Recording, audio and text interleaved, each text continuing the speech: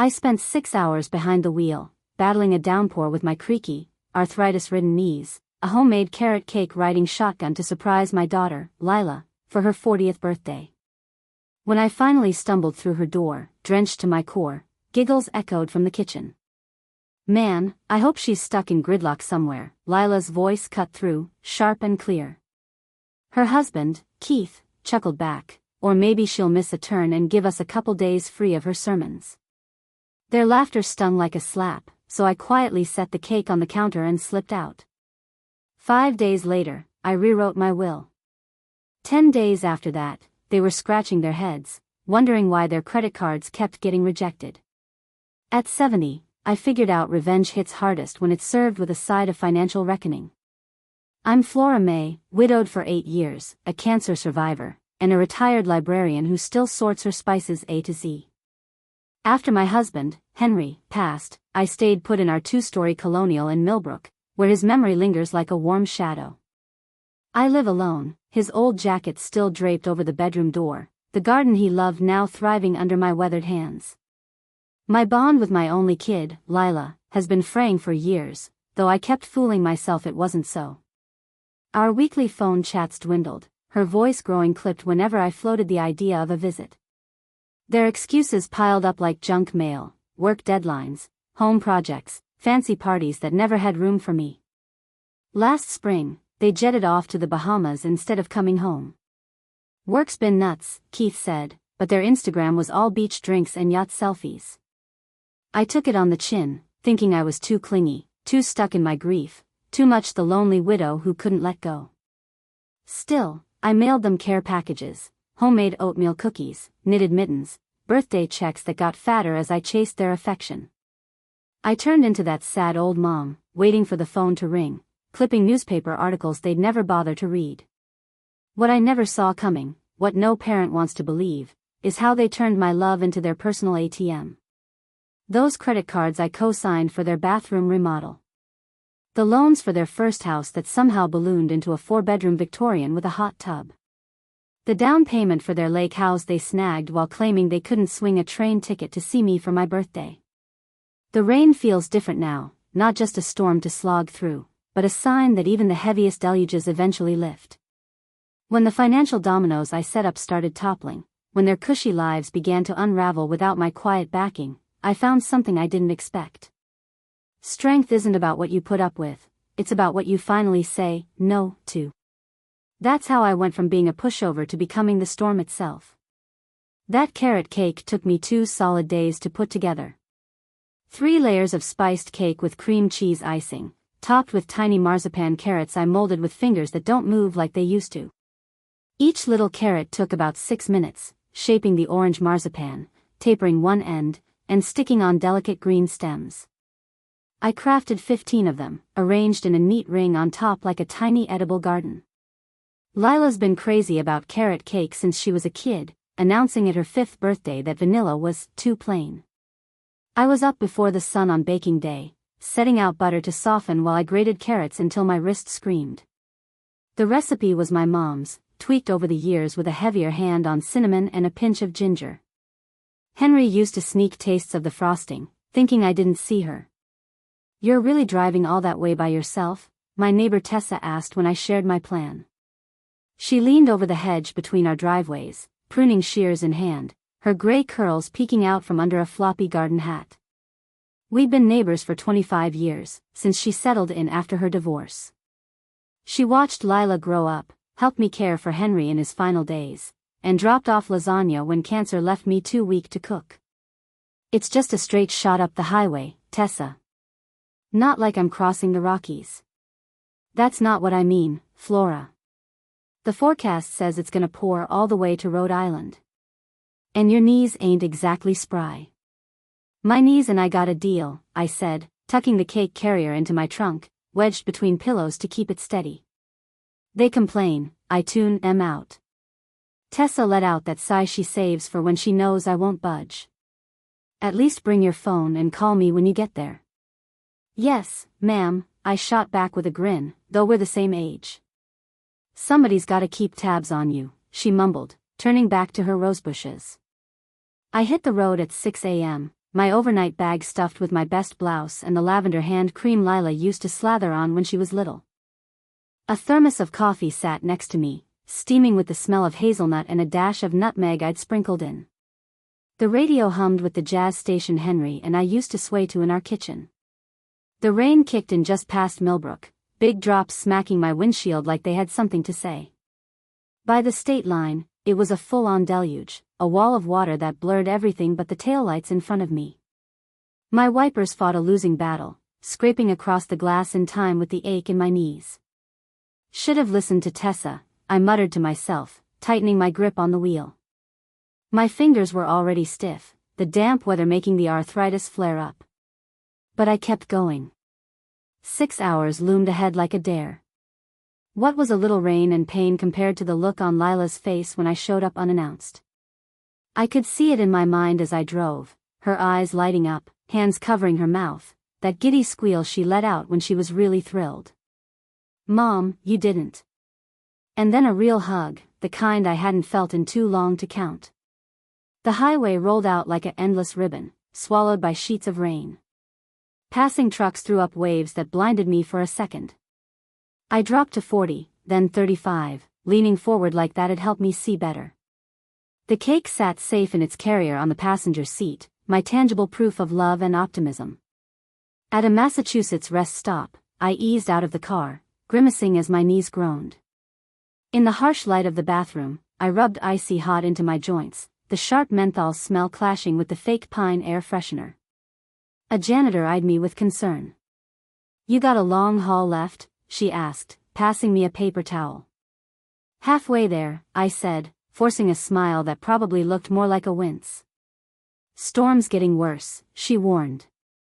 "Might want to hunker down." But I couldn't wait. Birthdays don't hit pause, and I'd planned to roll in just before the dinner Lila mentioned having with friends. I hadn't told her I was coming, hadn't talked to her in the 3 days since I decided to make the trip. The surprise was the key. It had sliced through the distance that had grown between us, skipped past the rigid schedules and time limits that defined our visits now. Back on the highway, I cranked the heat to chase away the cold that had seeped deep into my aching bones. The dashboard clock glowed 9:30 a.m., telling me I had 3 hours left if the storm didn't throw me off schedule. I swallowed an ibuprofen without water, wincing at its sharp, bitter bite on my tongue.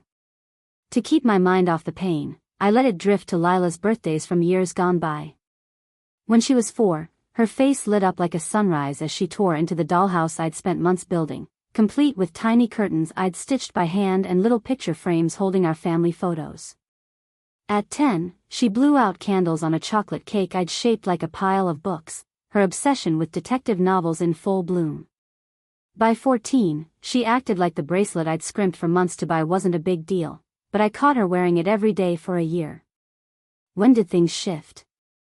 When did my phone calls turn into burdens, my visits into chores, my very presence something between a nuisance and a shame?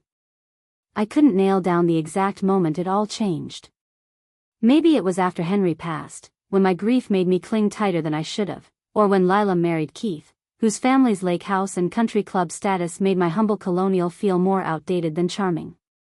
Or perhaps it was when cancer hit me, and the thought of having to look after their old mom loomed like a shadow over Lila's perfectly planned life. The rain pounded harder as I crossed into Rhode Island, tapping on the roof like it was trying to get my attention. Up ahead, a truck had jackknifed, slowing traffic to a sluggish crawl around flashing emergency lights that danced on the wet road. My GPS chirped, tacking on an extra 20 minutes to my trip.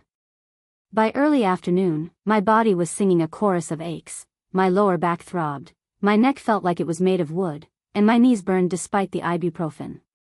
But stubbornness is a heck of a drug. I'd driven through thick fog to get Lila to piano recitals, tackled icy roads for her high school graduation. A little storm and some joint pain weren't gonna stop me now. The outskirts of Providence emerged through the downpour like a hazy dream, familiar street names on exit signs whispering that I was almost there. I glanced at my reflection in the rearview mirror, my face looked tired, hair matted from resting against the window. Didn't matter, I'd spruce up before I made my grand entrance. As I pulled into Lila's neighborhood, the rain eased up for a moment, like it was giving me a second to breathe. The houses stood tall and tidy, their lawns pristine despite the weather. Lila's Victorian, the biggest on the cul-de-sac, glowed warm against the gray afternoon sky. Through the front window, I saw shapes moving, folks getting ready for a birthday bash I hadn't been invited to, I figured. I parked across the street, not in their driveway, to keep the surprise intact. I carefully lifted the cake carrier, double-checked that the marzipan carrots were still perfect, and stepped out into the drizzle. The walk to their front door was barely 12 feet, but by the time I got there, my coat was soaked, water sneaking down my collar and into my sturdy shoes. I didn't bother with the doorbell. The door was unlocked, like always when they were expecting guests, just not me. I stepped into the foyer, my shoes leaving wet patches on the floor. The air carried the savory scent of thyme and onions, something roasting that brought back memories of the dinner parties Lila and Keith threw for their buddies, events I hadn't been welcome at in years. Their house was like a showroom for their polished life, a vintage sideboard fancier than my old Chevy, modern paintings Lila swore were worth a fortune though they looked like a kid's art project, and family photos arranged just so, none of them featuring me. The hardwood foyer gleamed under soft lights, my muddy footprints looking out of place. I hesitated, doubt creeping in. Should I holler, let them know I was here? The cake felt heavier in my hands, not just from its 3 layers but from the weight of what I hoped it'd mean. Laughter floated from the kitchen, bits of chatter weaving through the air between my daughter and her husband. I edged forward, practicing my big reveal. Surprise, felt too corny. Happy birthday, kiddo, too sappy. Maybe a plain, hey there, would do the trick. I was about to step into view when I heard my name. Mom called again this morning, Lila said, her voice sharp with that new edge I couldn't ignore. 3rd time this week. What's she after now? Keith asked, sounding half interested. I stopped dead, the cake box suddenly feeling like a lead weight. The usual. Rambling about nothing for 20 minutes. Dropping hints she's lonely. Trying to guilt me for having my own life. My breath hitched, stuck in my chest. I should have turned around right then, walked out with my pride still in one piece. But my feet wouldn't budge, like they were glued to the floor. At least she didn't crash your birthday, Keith said. Remember last year? 3 days of her. Ugh, don't remind me. I had to hole up in the study just to catch a break. Every word hit like a punch to the gut. I stood frozen, rain dripping from my coat onto their spotless floor. She was talking about maybe coming by soon, Lila went on. I told her we're slammed with work. Smart move. The last thing we need is her showing up out of nowhere. The bitter irony might have made me laugh if it didn't hurt so bad. I could picture them clear as day, Lila at the kitchen island, slicing veggies, Keith stirring a pot on the stove, playing house for each other instead of meaning it.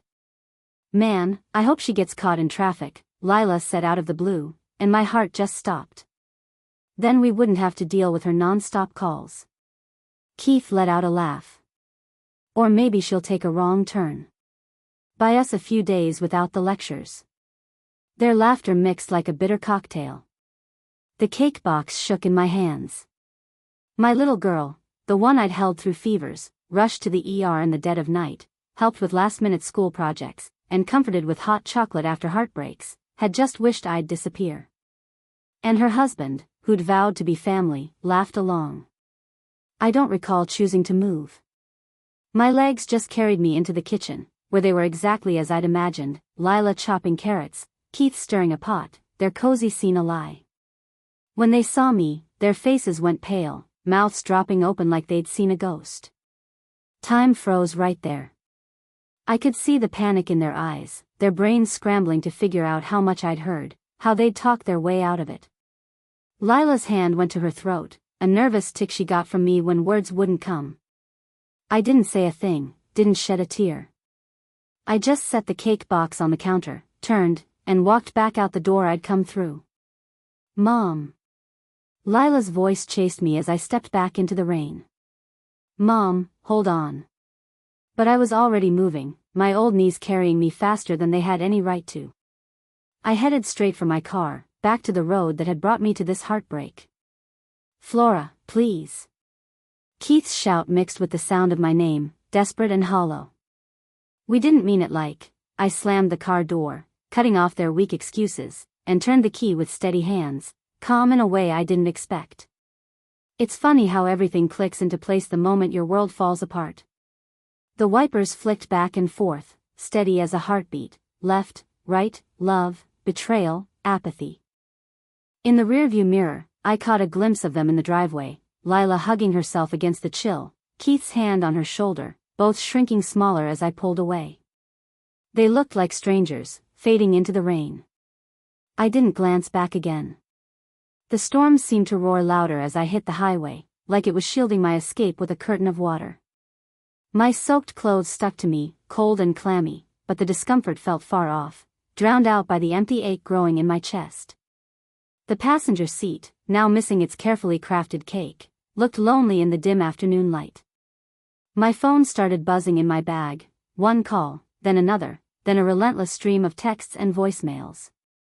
I didn't need to look to know it was Lila, scrambling to patch up what she'd broken beyond repair. I flipped it to silent without a second thought. Where do you go when the home you've built in your heart turns out to be a mirage? When the love you've banked on comes with strings, and the bond you've cherished feels like a chore to them? The highway rolled out ahead, a path to anywhere but the lie I'd believed in just an hour ago. I drove without a plan until the gas light blinked on, its steady glow reminding me that even in a mess like this, life still demands you handle the basics. A rundown motel loomed through the rain, one of those old places with faded signs and carpets that haven't seen a vacuum in years. The vacancy sign flickered like it was meant for me, promising not just a bed but a place to disappear for a while. The room reeked of bleach and stale smoke, the flower-patterned bedspread trying too hard to be cheerful. I sank onto the edge of the bed, still in my wet clothes, and stared at the peeling wallpaper until my vision blurred. For the first time since hearing those gut-punching words, I let the full weight of it all crash over me. This wasn't just about a mean comment tossed out in a careless moment. It was the end of years of quiet slights, of excuses that got flimsier every time, of a relationship I'd kept alive with blind hope while it withered. My daughter didn't just brush off my visit, she'd pushed me out of her life entirely. My phone buzzed 12 times that night. I didn't pick up once. Morning crept in through the motel's flimsy curtains. I'd slept in my damp clothes, too hollowed out to care about changing. My phone had gone quiet around 2 a.m., its battery drained from all the notifications. In the bathroom's harsh light, I barely knew the face staring back, eyes sunken, wrinkles carved deeper than yesterday. I showered and pulled on the same clothes, then checked my phone, 20 missed calls, 30 texts. "Lila, Mom, please call. You got it all wrong. Lila, we were just messing around, it wasn't about you. Keith, Flora, let us clear this up. Lila, Mom, I'm freaking out. Where are you? Lila, this isn't right, you're scaring me. Keith, just tell us you're okay." The last one felt like a lie. Lila wouldn't dare admit why her old mom had bolted. I set the phone face down and weighed my choices. I could head home, act like nothing happened. I could storm back and demand they own up to it. Or I could try something new. This wasn't my first letdown. There'd been other stings I'd shrugged off. The spring they bailed on a visit, saying Keith was sick, then posted beach pics from a Caribbean getaway. The weekend they moved my stuff from the guest bathroom to a closet before their friends showed up. The thank you note for the gift I sent Keith's nephew, addressed to Mr. and Mrs. Reynolds, like I was some distant acquaintance. I'd called those moments mistakes, but now they lined up like a map I couldn't unsee. Instead of going home or back to Lila's, I punched a new address into my GPS, a place in New Haven, close enough to swing by home for essentials, far enough from Lila to keep my distance and clear my head. My phone rang again, not Lila or Keith, but Tessa. "Flora, thank the Lord. I've been calling since yesterday. You okay?" I heard Tessa. Lila said she hoped I'd get stuck in traffic and not show up. A pause, heavy with her anger. "Where you at?" "On my way to New Haven." "Good call. Don't go back there. Come home when you're ready." I've still got that bottle of Glenlivet Henry gave me before he passed. Reckon it's time we cracked it open. For the first time since stepping into Lila's kitchen, a faint smile pulled at my lips. Not joy, not yet, but a nod to a truth I'd forgotten. I might have lost my daughter, but I wasn't on my own. I'll be back in a few days, I told her. Keep that scotch ready. That's not how you drink scotch, you barbarian, Tessa shot back, and her familiar teasing felt like the first steady footing I'd found in a day. I hung up and kept driving, the highway stretching out like a puzzle I wasn't ready to solve. The rain had washed the world clean, everything sparkling in a way I couldn't feel yet. But somewhere between the pain and the open road, a stubborn piece of me started wondering what might come next. Not forgiveness, not for a long while, maybe never, but something different. 3 days in New Haven gave me a gift I hadn't had in ages, quiet without the ache of being alone. No calls to answer, no role to play. I picked up some new clothes at a mall nearby, simple stuff, none of the bright blouses Lila always said would liven me up. I kept my phone off except for Tessa's calls, and she kept me posted on my house and my cat, Mr. Bingley. You know they showed up, right? She said one night. Lila and Keith, banging on your door, then mine when they saw you weren't there. What did you say? Told M you were safe and you'd reach out when you were good and ready. Keith tried that smooth talker routine. I ain't born yesterday. On the third morning, I called my bank. I need details on any accounts where I'm listed as a guarantor, I said after proving who I was. The rep paused. You mean joint accounts, Ms. May? No, anything I'm backing, credit cards, loans, stuff where my money's on the line. What came next hit harder than Lila's words in the kitchen. 2 credit cards with $40,000 limits, both tied to me, a $15,000 personal loan from a year ago, and a home equity guarantee on their house. When were these set up? I asked, my voice calm even as my hands shook. The first credit card was set up 5 years back, the bank rep told me. The latest one, just 3 months ago. 3 months ago, when Lila called me in tears about Keith's startup hitting a rough patch, when I offered cash and she brushed it off, saying, "We don't need charity, Mom, just a little support." What she really meant was my signature on their accounts was worth more than my concern. Next, I dialed up Henry's old financial advisor. Ms. May, good to hear from you. Been what, 3 years? I need a full rundown of my assets, everything Henry left me, everything I've built since. By that afternoon, he sent over the details. My Millbrook Colonial, now worth twice what we paid, Henry's life insurance, which I'd invested wisely, my librarian's pension, stocks that had climbed steadily with careful planning, and heirlooms like my mom's sapphire ring and Henry's dad's pocket watch collection.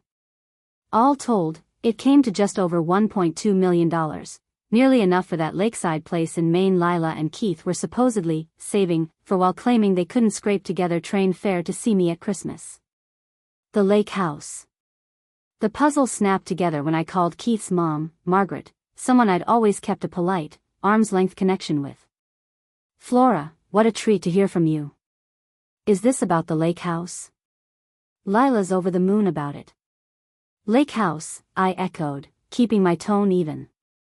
The one they're closing on soon. Keith mentioned the loan from you and his dad helped seal the deal. Though I hear you're chipping in too. I wasn't, not that I knew of, but I was starting to see exactly how my financial security fit into their plans. That night, I sat on the hotel bed, papers and notes spread around me, piecing together a story of calculated betrayal so precise it had to be intentional. Every time they pulled back emotionally, they leaned harder on my wallet. Every skipped visit came with a new plea for help. Every time they pushed me out of their lives, they pulled me deeper into their financial schemes. I thought of Henry, how he'd worked so hard to secure our future, how proud he was knowing I'd be okay. Look out for Lila, he'd said near the end. But don't let her take your heart for granted. He'd seen the truth I'd been too blind to face. In the hotel mirror, I didn't just see a gullible old woman who'd missed the signs of deceit. I saw someone tougher, someone who'd raised Lila solo during Henry's long work trips, who'd earned a master's at 35 while holding down a job, who'd stared down cancer with more grit than she now showed for family drama. I made one last call that night, to Helen Murray, my bridge buddy for a decade and the sharpest estate lawyer in 3 counties. "I need to meet," I said when she picked up. "It's about my will." "This about Lila?" Helen cut straight to it. "Yeah. And about me taking back my life." "High time," she said. "My office, Monday, 10 a.m. Helen's office had a view of the river and chairs that dared you to get comfortable. At 65, she still dyed her hair a bold red and wore boots that made her even taller than her already commanding frame. "You look changed," she said, skipping the usual greetings. "I am changed." She gave a single nod and pointed to a seat. "Lay it out." I told her everything, the 6-hour drive, the knife of their words in the kitchen, the financial web I'd uncovered. Helen scribbled notes, her face steady even through the worst of it. "What now?" she asked when I was done. "I want to rewrite my will, top to bottom. And I need to know how to cut off my financial support without getting burned legally." A quick smile flashed across Helen's face. "I've been waiting for you to wake up and say that. Let's get to work on the will." For an hour, we rebuilt my estate plan. The Maple Street house, the investment accounts, all the cash, those would go to the Millbrook Women's Shelter, where I'd volunteered after Henry's death. My personal keepsakes would go to friends, with special items set aside for Tessa and neighbors who'd shown real care. "And Lila?" Helen asked, pen ready. I paused, thinking hard. "My recipe cards and my old journals, so she can see the mother she brushed off and the life she didn't bother to know." Helen jotted it down. "That's got a nice sting to it." "I like it." Then we tackled the financial mess. Helen called in her partner, a banking law expert, and we drafted letters to pull my guarantees from Lila and Keith's credit cards, effective right away. We told their mortgage lender I was done backing their home loan. We shut down joint accounts I'd forgotten about and opened new ones in my name only. "They'll feel the pinch fast," Helen's partner cautioned. "Credit limits might drop to nothing. Loan terms could shift." "I get it," I said, signing another paper with a steady hand. "The lake house deal will likely collapse without your support," Helen added. I heard Lila's voice again. "I hope she gets stuck in traffic." I remembered their laughter, the cold way they treated me like a tool instead of a person. "Let it fall," I said. Before I left Helen's office, I made one more move. I called Margaret Reynolds again. "I've pulled my financial backing from Lila and Keith's accounts," I said, no sugarcoating. "I'm sorry, what?" she asked, clearly thrown. "What backing?" "The guarantees they used for credit and loans, including, I'm guessing, the lake house loan." A long pause. "Flora, they told us you were covering half the down payment. That's why we agreed to front the rest." A sharp laugh slipped out of me. "Well, I'm not, and I won't. Thought you should know before the closing." Back in my hotel room that evening, I didn't feel victory or regret, just a quiet, clear calm.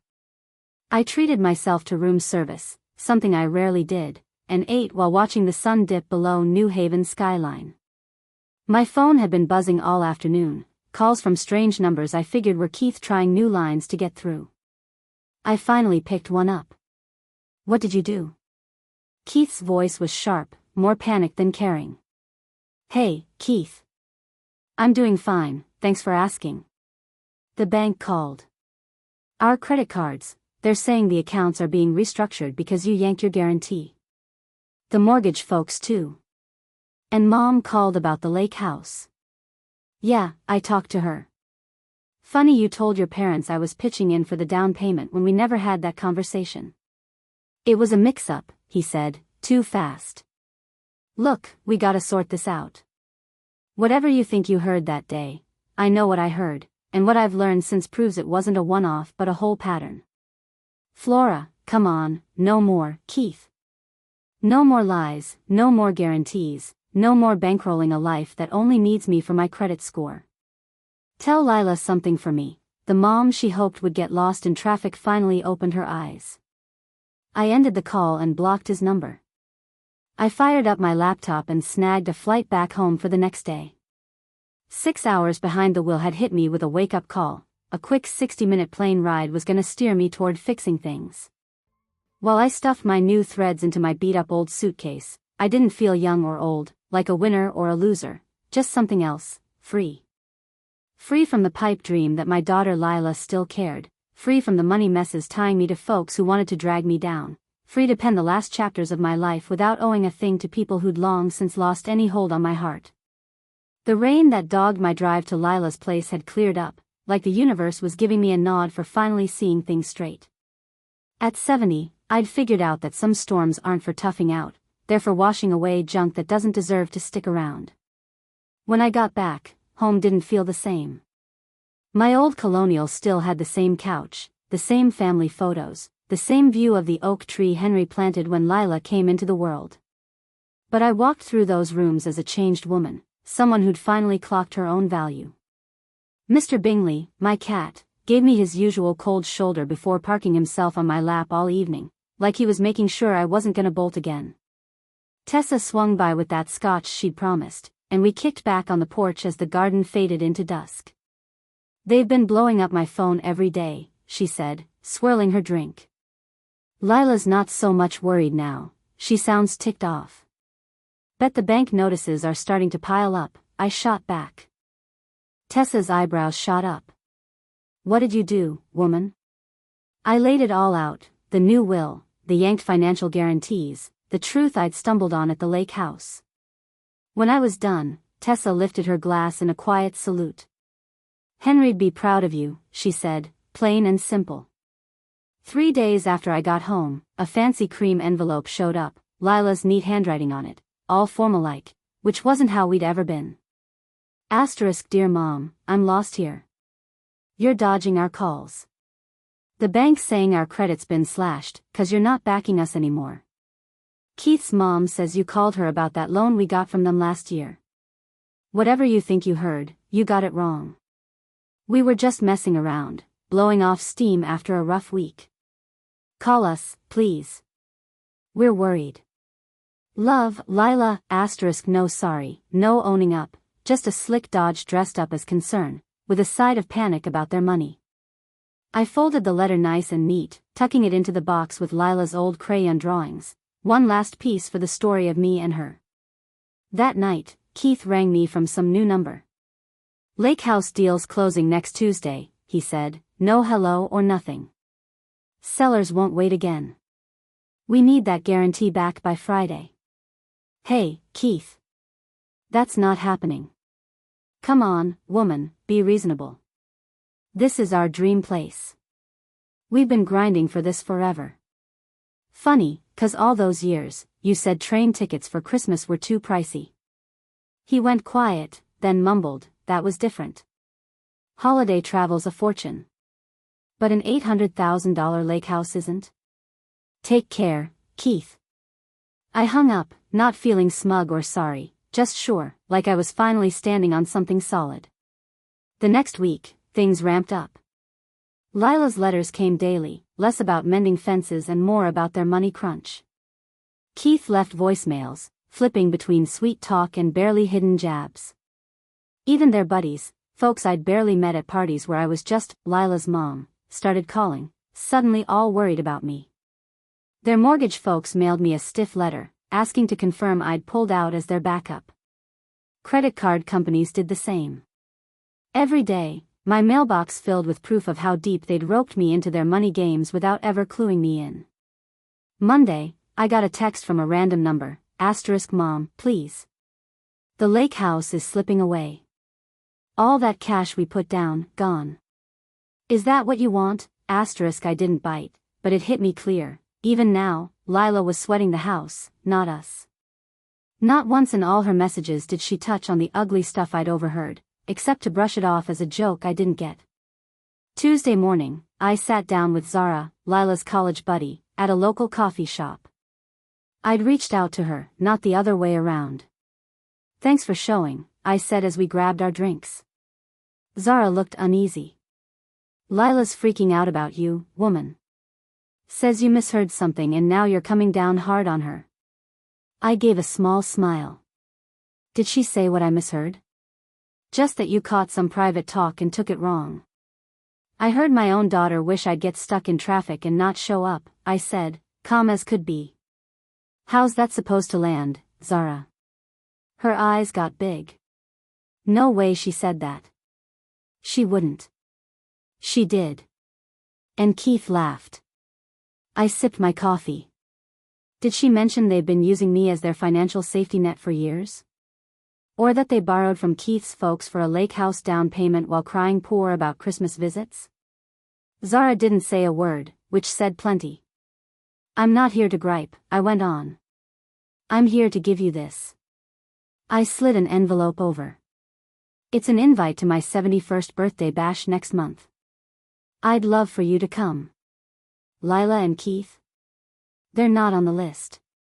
As Zara walked out, looking rattled, I didn't feel like I'd won or lost, just that saying the truth out loud had a way of setting things right. That afternoon, Margaret Reynolds texted me, * lake house deal fell through. They're pinning it on you to anyone who'll listen, * I shot back, * thanks for the heads up. Sorry they dragged you into this, * her reply came fast, * don't be. George and I are starting to see them for real. Should have listened to you way back, * that felt like the first true win, not the money stuff I'd kicked off, but someone saying I hadn't been off base all this time. 3 weeks after I ditched that cake, Lila called again. This time, I picked up. Mom, she said, sounding like she was about to cry, maybe from relief. Finally. We've been so scared. Have you now? I kept my voice easy. Yeah, of course. You vanished. You pulled all your financial support without a word. You've been talking to our friends behind our backs. I heard you, Lila, I cut in. Wishing I'd get stuck in traffic. Saying you wanted a break from my lectures. There was a long pause. That was just, don't, I said. Don't lie to me now. She started crying, and it didn't sound like the fake tears I'd gotten used to dodging. These sounded real. We didn't mean it, Lila said, her voice shaky. We were just frazzled. You call all the time, sounding so down, and it makes us feel like we're letting you down. That's the issue, I shot back, keeping it steady. You see my love as a chore, my calls as something you've got to deal with, and me showing up as a hassle you've got to grit through. That's not how it is, she whispered, barely audible. Wishing I'd vanish wasn't exactly fair either, I said. But here we are, stuck in this mess. What do you even want from me? She asked, sounding worn out. Nothing, I told her plain. That's the whole deal. I'm done chasing your time, your attention, or some fake version of love. I've rewritten my will, pulled my money out of your mess, and I'm building a life that doesn't hinge on scraps from my only kid.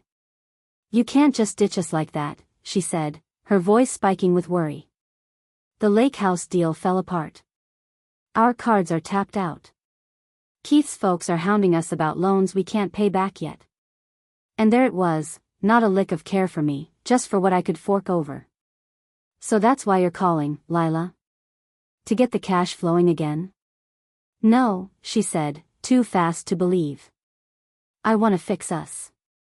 I love you, Mom. Do you? 'Cause love needs respect, and respect needs truth. You haven't been straight with me in years, not about how you feel, not about your money, not about where I fit in your world. That's not true, she mumbled, but it sounded hollow. When's the last time you swung by without needing something? When do you call just to chat, not to set me straight or draw some line? When do you treat me like a person you care about, not a duty you juggle? Her silence said it all. I'm not your ATM anymore, Lila. And I'm done being your emotional doormat. If you want us to have something, it's gotta be new, built on real respect, actual care, and nothing but the truth. What if I can't do that? She asked, her tone turning sharp, the pity act fading. Then we've got nothing. It's that clear-cut. You're picking being right over being my mom, she said. After all your talk about family first. Family's everything, I agreed. But what you and Keith have been pulling ain't family. It's using me, wrapped up in fake duty. I'm worth more than that. This is about the money, isn't it? She threw out, grasping. You're hitting us in the wallet 'cause your feelings got bruised. Nah, Lila. This is about what happens when you treat people like garbage. For the first time, your choices with me have weight. The money's just the part you can see clearest. Keith says you've always been sneaky, she jabbed, one last swing. Using guilt to keep me in line. I chuckled, actually tickled. That's rich, coming from the guy who got me to back loans for a lake house you swore you couldn't afford. It'd be funny if it wasn't so damn sad. So that's it, she said. 20 years as my mom, gone 'cause of one thing you overheard. Not gone, Lila. Changed. I'm still your mom. I still love the kid you were and the woman you might turn into. But I'm done playing the part you gave me, cash machine and punching bag. If you want us to work, start with owning up to what I heard that day. What if I say sorry for what you heard? Will you put the guarantees back? Save the lake house? Even now, she tied an apology to a payout. Even now, it was a deal, not a fix. Take care, Lila, I said quiet. When you're ready to talk about us without bringing up cash, you know my number. I hung up before she could say more, not feeling like I'd won or lost, but something deeper, calm. For the first time in forever, I'd laid out my truth without worrying she'd cut me off, 'cause she'd already done that in every way that counted. Outside, spring had snuck up while I wasn't paying attention. The oak tree Henry planted was sprouting, green buds reaching for the sun. Soon it'd shade the garden I'd let go to seed last summer, too caught up chasing a bond with Lila that only lived in my head. This year, I'd plant zucchini again, maybe try strawberries or that rhubarb Tessa kept nudging me about.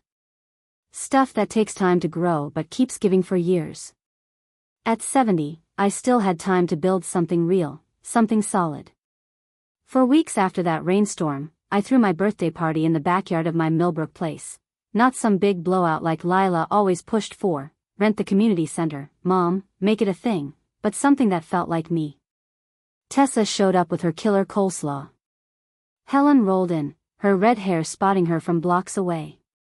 My bridge crew, my book club, the ladies I'd worked with at the library, folks I'd pushed to the sidelines while I poured everything into people who didn't give a damn.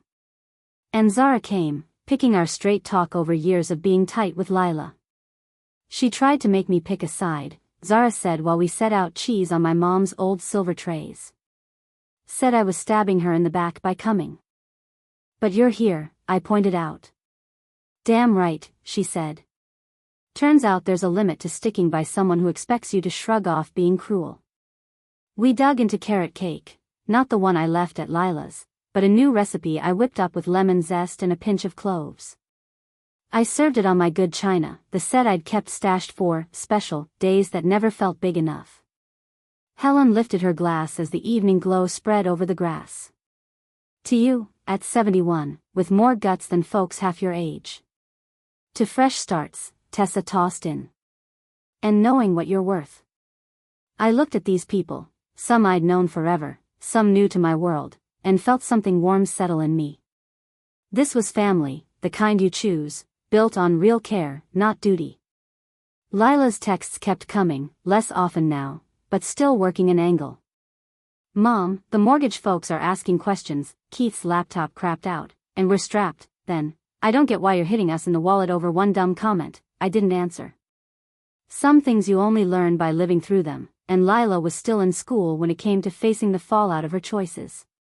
Instead, I got back to living the life I'd put on pause waiting for Lila to give me a thumbs up. I jumped back onto the library board I'd ditched when Lila said it took too much time from family. I signed up for pottery classes at the community center, something I'd been curious about since Henry passed but never made time for. Best of all, I started volunteering at the Millbrook Women's Shelter a couple mornings a week. A lot of the women there were around Lila's age, piecing their lives back together after relationships that tore them down instead of lifting them up. I helped with resumes, ran through job interview prep, or sometimes just listened as they worked through how they ended up in a spot they never saw coming. You're not like most of the older volunteers, one young woman said while we tweaked her job apps. You get it, how someone can love you and still mess you up. Yeah, I said. I've been there. Listening to the women at the shelter talk about being manipulated and second-guessed, I saw echoes of my own life, not as extreme, but cut from the same cloth. When the shelter's director found out I'd changed my will to support their work, she insisted on treating me to lunch. That's a heck of a donation, woman. Mind if I ask what's behind it? I opened up about Lila, the conversation I overheard, and how it hit me that I'd been played for years. So, this is about sticking it to your daughter, she asked, not accusing, just trying to get it straight. Nah, I said after thinking it over. It's about putting my money where it'll do real good. These women are clawing their way back to a life with pride. My cash ought to back strength, not prop up folks who think they're owed it. By fall, I'd settled into a routine that felt fresh but also like slipping back into an old, comfortable version of myself I'd shelved long ago. I got those strawberry bushes Tessa kept raving about in the ground and joined a senior walking group that hit up local parks every week. Lila sent a birthday card, one of those generic store-bought ones with a coffee shop gift card tucked inside. No personal note, no mention of our last talk. I shot her a quick thank you text, keeping the line I'd drawn, polite but not bending. Margaret told me Lila and Keith moved to a smaller condo, unable to afford their Victorian without my support. Keith took a part-time job, Lila started tutoring, work she once mocked. I didn't relish their struggles, but they needed to face the consequences I'd shielded them from. It was a chance to grow. In November, Zara called, Lila's pregnant, 3 months along. A grandkid felt like a miracle, tangled with our messy past. After days of reflection, I sent Lila a card, heard about the baby. A child changes everything. I hope you hold on to what matters. My door's open for something real, no strings. Love, Mom. She didn't reply, but I hadn't expected it. For months after that rainy Rhode Island trip, I was planning Christmas dinner for new friends from the shelter and walking group, my chosen family. My phone buzzed with an unknown number. Ms. May? Dr. Lawson from Providence General. Lila's here, had some bleeding, worried about the baby. She's stable, staying overnight. Her husband's away, and she asked for you. My heart raced. She said she's sorry, but only if you meant that card. Tell her I'll be there in an hour and a half, I said. The drive to Providence was calm, no storm or letdown, just November's sun and steady purpose. In the hospital, Lila looked small, hand on her belly. Her eyes welled up, real this time. You came, she whispered. You asked me to, I said, sitting beside her. In the hospital, machines hummed as Lila broke the silence. I'm seeing a therapist, she said, eyes on her hands. Started after the lake house deal collapsed, but it's gone deeper. I listened, giving her space. She asks why I was so angry with you, why I felt trapped, why I hurt someone who loves me. Her gaze met mine. I had no answers then. Now? I asked gently. Now I see I blamed you, for being alone after Dad, for needing me, for being a reminder of a life I left. Her voice cracked. For loving me when I hated myself. It wasn't a fix, but a beginning. Losing the lake house, moving, Keith's side job, it's been brutal, she said. But my therapist says it's a gift. We were living a lie for appearances. What do you think? I asked. She's right. You knew it first. Lila reached for my hand. I don't want money, Mom. I want to rebuild with you before the baby. I held her hand. Me too. Healing's slow, with missteps and progress. We started weekly coffees, no money talk, and dinners with real depth. Keith struggled but tried, for Lila's sake. I held to my life, shelter in my will, a trust for my grandkid, friends, pottery, walks, new recipes. Some say it's revenge, I say consequences. At 70, I know love needs respect. Rain now feels like a reminder, storms pass, growth follows. My carrot cake's bolder, less sweet, like me, like the truth that freed us. Today, Lila sent an ultrasound, your grandson. Got your chin. I smiled, then kept baking, blending new flavors, shaping a life at 70, one real talk, one clear boundary at a time. The oven dinged. Time to keep going, heart open but guarded, knowing the best paths start with, I deserve better. So does everyone.